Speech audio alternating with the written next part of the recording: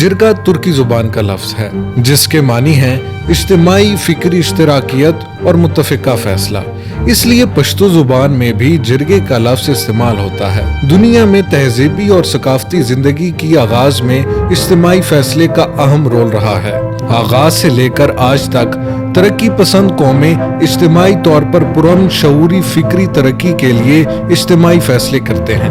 اس طرح پشتون بھی دیگر قوموں کی طرح ایک قدیم قوم ہے جس کی زبان، جغرافیہ، کلچر، نفسیات، زراعت، فولکلور اور ادب، تاریخ، سیاست ہزاروں سال پر محیط ہے۔ پشتو فارسی کے نامور ادیب، ژورنالسٹ اور تاریخ شناس عبدالحی حبیبی مرحوم اپنی پشتو کتاب د افغان لرغونی تاریخ یعنی افغانستان کی قدیم تاریخ میں پشتونوں کی تہذیب اور تمدن کے بارے میں لکھتے ہیں کہ پشتونوں کی تاریخ تقریباً 5000 سال پر محیط ہے اور یہ دنیا کے دیگر قدیم قوموں کی طرح قدیم قوم ہے۔ اسی طرح پشتون بھی اس وقت سے ایک مشترکہ پلیٹ فارم جرگا کے نام سے استعمال کرتے ہیں جہاں مشترکہ طور پر فیصلے ہوتے ہیں اور زندگی کے ہر شعبے میں رکاوٹیں اور مسائل ختم کرنے کے لیے عام طور پر رائے لیتے ہیں اور پھر اس کے لیے اجتماعی میکانزم تیار کیے جاتے ہیں۔ پشتونوں میں جرگے کی تاریخ بہت پرانی ہے، لیکن معلوم تاریخ میں سب سے پہلا جرگا 1000 سال قبل موجودہ افغانستان کے صوبہ غور میں ہوا ہے، جہاں پر لوگ محمود غزنوی کے ظلم اور وحشیت سے تنگ آ گئے تھے۔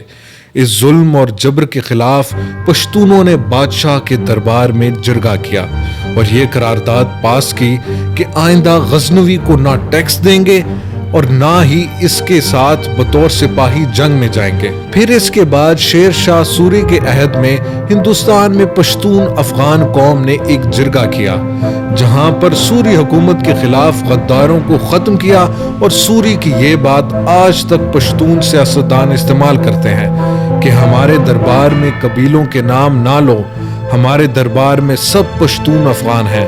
پھر اس کے ساتھ موجودہ افغانستان کا بانی میر وائس خان نیکا نے 1709 میں ایرانی امپیریلسٹ عباس شاہ پہلوی کے استعماریت، سامراجیت اور ظلم کے خلاف قندھار کے علاقے وکران میں جرگہ کیا، جس کے نتیجے میں پہلوی دربار کے منتخب گورنر جارجین اپنے تمام تر فوجیوں کے ساتھ قتل کر دیا گیا اور میر وائس خان نیکا نے قندھار سے افغانستان کا بطور ایک نیشن سٹیٹ کا آغاز کیا۔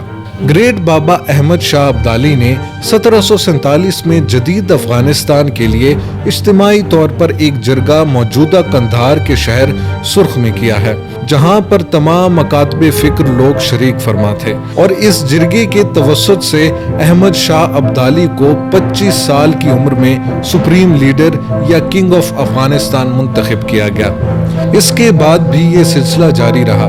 20ویں صدی کے اول عشرے میں امیر حبیب اللہ خان نے ایک بڑے جرگے کا انعقاد کیا جس میں انگریزوں کے ساتھ اسٹریٹجک معاہدے کے لیے اجتماعی میکانزم پیش کیا گیا۔ پھر اس کے بعد افغانستان کے بادشاہ امیر امان اللہ خان نے انگریزوں کو شکست دینے کے بعد استقلال افغانستان کا اعلان کیا۔ پھر 1924 اور 25 میں کابل میں تمام مکاتب فکر کا ایک عظیم الشان جرگہ کیا گیا جس میں افغانستان کا جھنڈا، آئین اور ہمسائے ممالک کے ساتھ بہترین تعلقات کے لیے قراردادیں پاس کی گئیں۔ 20ویں صدی کی تیسرے عشرے میں پشتون افغان قوم نے جمہوری سیاست کا آغاز کیا۔ باچا خان شہید عبدالصمد خان اچکزئی اور کاکا جی سنوبر حسین اس نیشنلسٹ سیاست کے بانی ہیں۔ 21 جون 1947 میں بنو کے مقام پر ایک جرگہ امیر محمد خان ہوتی کے صدارت میں منعقد ہوا۔ بعد میں متفقہ طور پر مرزا علی خان فقیرہ یپی کو مسلسل جدوجہد کے لیے سپریم لیڈر نامزد کیا گیا۔ افغان خلقی انقلاب کے بعد خطے میں بالخصوص پشتون افغان سرزمین میں پشتونوں کے حالات گھمبیر ہوتے جا رہے تھے۔